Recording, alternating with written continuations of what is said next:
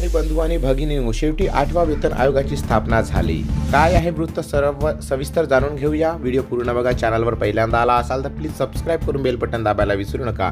किती वेतन वाढणार, किती वेतन असणार आहे हे सर्व या व्हिडिओच्या माध्यमातून तुम्हाला कळणार। तर चला व्हिडिओला सुरुवात करूया। तर बंधूंनो, नवीन 8व्या वेतन आयोगानुसार सरकारी कर्मचाऱ्यांचे वेतन हे 38% तर पेन्शन धारकांच्या पेन्शनमध्ये 34% वाढ होईल। यामुळे कर्मचाऱ्यांचे पगार व पेन्शन धारकाच्या पेन्शनमध्ये मोठी वाढ होईल।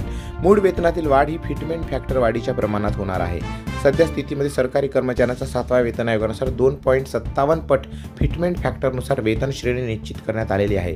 सदर फिटमेंट फॅक्टर प्रमाणे केंद्र सरकारी कर्मचाऱ्यांचे किमान मूळ वेतन हे 18,000 रुपये तर राज्य सरकारी कर्मचाऱ्यांचे किमान मूळ वेतन हे 15,000 रुपये आहे।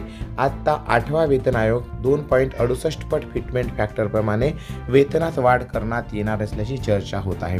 2.68 पट फिटमेंट फॅक्टर प्रमाणे वेतनातील वाढ विचारात घेतली असता किमान मूळ वेतन हे वेतनात 6,000 रुपयाची, जी की वेतन श्रेणीनुसार 46,000 रुपयेपर्यंत वाढ होऊ शकते। तर त्याचा फायदा सेवानिवृत्ती उत्पादनात तब्बल 2.5 पट वाढ होईल। तर पेन्शन आणि नवीन वेतन आयोगानुसार तब्बल 34% वाढ होण्याची शक्यता आहे, ज्यामुळे पेन्शनधारकांना मोठा आर्थिक फायदा होईल। नवीन वेतन आयोग कधीपासून लागू होईल? तर नवीन वेतन आयोग हा दिनांक 1 जानेवारी 2026 पासून लागू होणार आहे।